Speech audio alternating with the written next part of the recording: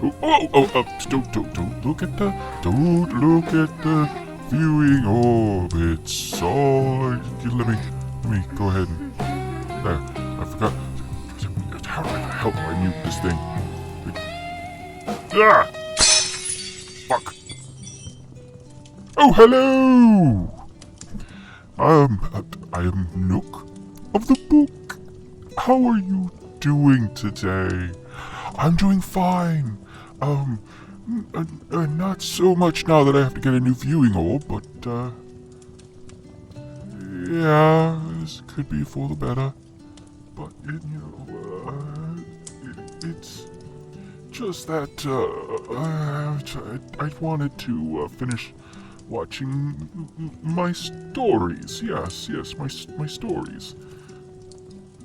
Do you believe that? No? Oh, okay, I'm sorry. Well, it's okay. We'll continue on with the story. Our intrepid group was on Mingbwe and actually heading down into the sewers with Shark and Kix and the rest of the group. So, when they went down there, luckily, they were able to find a library. And unfortunately, this library did not have any cats, nor did it have anything really to give, but it did have some interesting books. One, of course, was the Journal of Teldon Moore. You may have heard that in the previous installments of the Nightsky Syndicate, and it's something they should really look into because there's a lot of things in there that'll possibly help them with,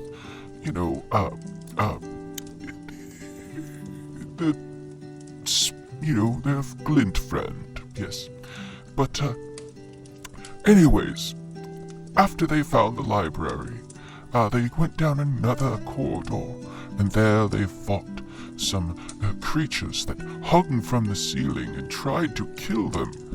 However, luckily, our good friend Penna, she used a spell to get rid of all of them, and it was very nice that she did, because those things would have attacked them all and would have caused major issues. And we know we don't like issues, but it's okay.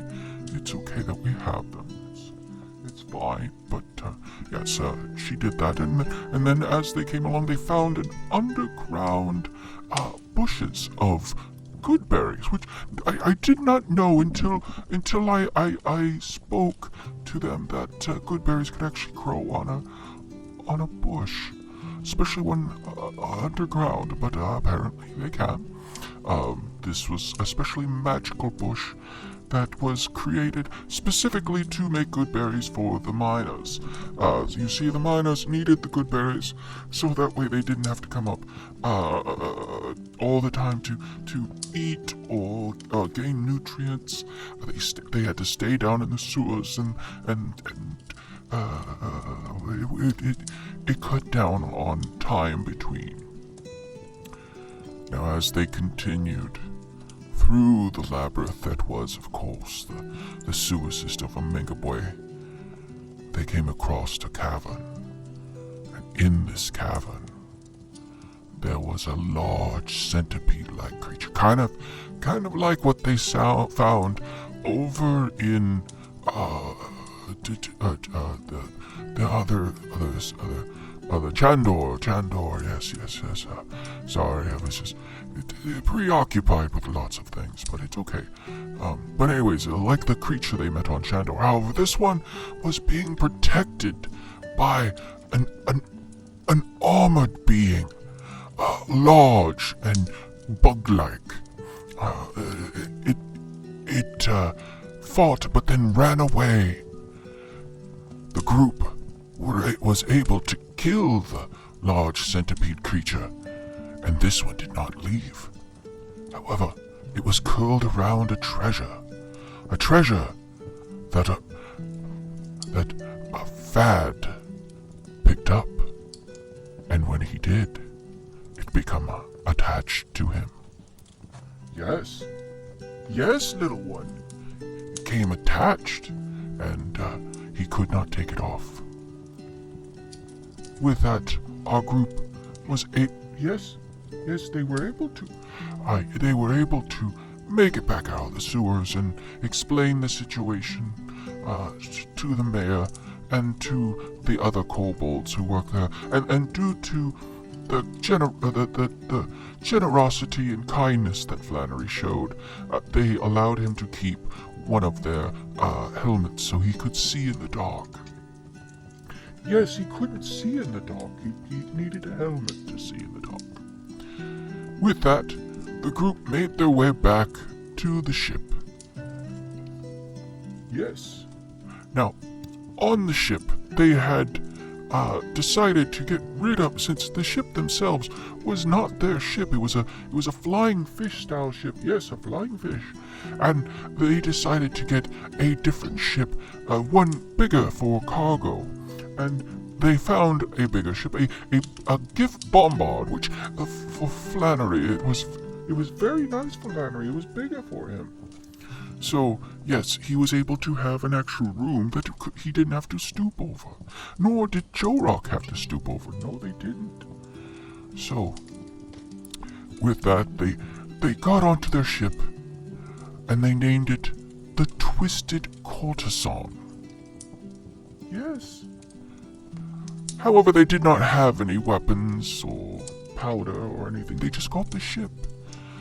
But they were able to get some actual help in getting themselves to the next stop, because they had picked up a passenger.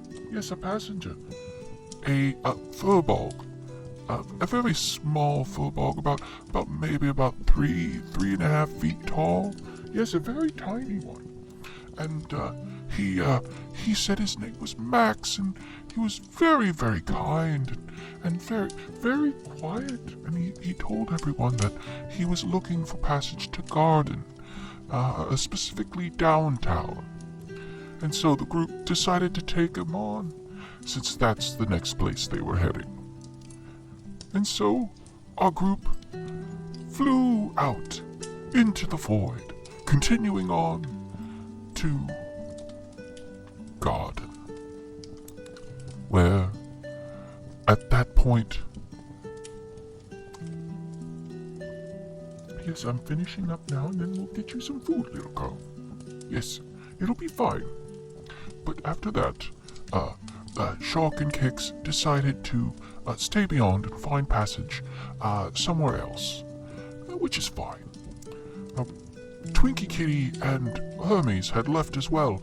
As soon as they actually made it to Mingbwe, they left the ship and didn't really tell anybody. But we all know what happened to them. If you've been listening to the tales of our friends, the Nightsky Syndicate, you know what happened to them, don't we? Yes, we do. And so, with that,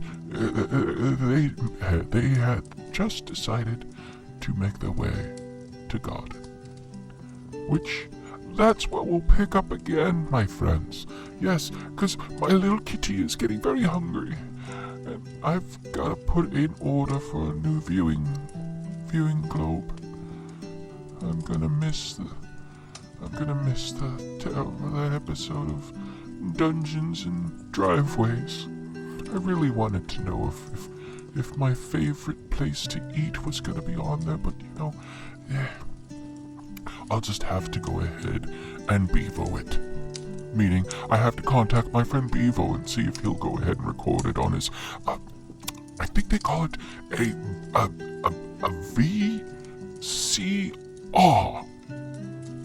I don't know what that means, but it's not a scrying orb or a viewing orb, but he does have like this box that connects to another box, and it's connected to a stone that puts out electricity. And with that, we are able to watch certain shows that we don't get around here. I'm not a big fan, but I think that he's very into that show. I think it's from your world. It's got a large man with gold chains, a mentally ill man, a man who constantly is smoking cigars. That man should really stop that. He's gonna get lung cancer. And of course, then there's the man who looks like anybody. I think they call him Face. But they all drive around in a big black van. That's what they keep calling it, is a van. So I think they're called the B Team. Or not. I didn't pay attention. Sorry, my kitty's giving me that look like I need to be doing something. I'm sorry. You all have a wonderful day. And next time, please knock on my door before coming in. You don't know what I mean, I will be honest. I had a subscription to Only Dragons, which I was watching one of the models, and I know I shouldn't, but she's very, very hot. And I don't mean her fire breath. She's actually very hot, very beautiful. And if I was a much younger dragon, I think I'd have a shot. Oh, who am I kidding? I wouldn't have a shot with her. Oh, no. I'm too old and too geeky. Maybe they're like that now. What are you still doing here? Okay, bye.